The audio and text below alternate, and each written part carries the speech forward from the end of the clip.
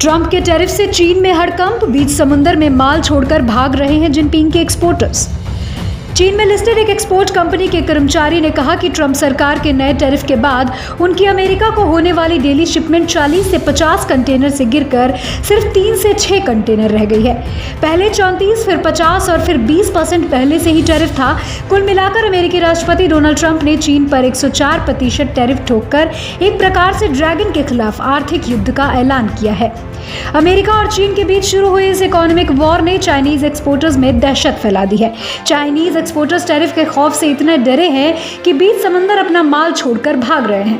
South China post की एक report के मुताबिक चीन में लिस्टेड एक एक्सपोर्ट कंपनी के कर्मचारी ने कहा कि ट्रंप सरकार के नए टैरिफ के बाद उनकी अमेरिका को होने वाली डेली शिपमेंट 40 से 50 कंटेनर से गिरकर सिर्फ 3 से 6 कंटेनर रह गई है।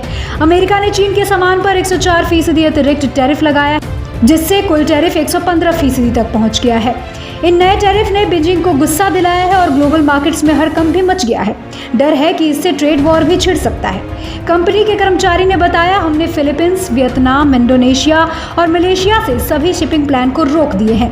हर फैक्ट्री ऑर्डर रद्द हो गए हैं। जो माल अभी तक लोड नहीं हुआ है उसे स्क्रैप किया जा रहा है और जो समंदर में है उसकी नई कीमत लगाई जा रही है। एक क्लाइंट ने तो कंपनी को बताया कि वह समंदर में पहले से भेजे गए माल को छोड़ रहा है और शिपिंग कंपनी को दे रहा है, क्योंकि टैरिफ लगने के बाद इसे कोई नहीं खरीदेगा।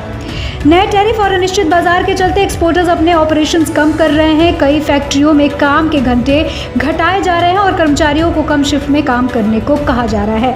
जिस कंपनी का कर्मचारी बात कर रहा था उसके अमेरिकी ब्रांच ने फ्रंटलाइन वर्कर्स की छटनी भी शुरू कर दी है, क्योंकि डिमांड बुरी तरीके से प्रभावित हुई है।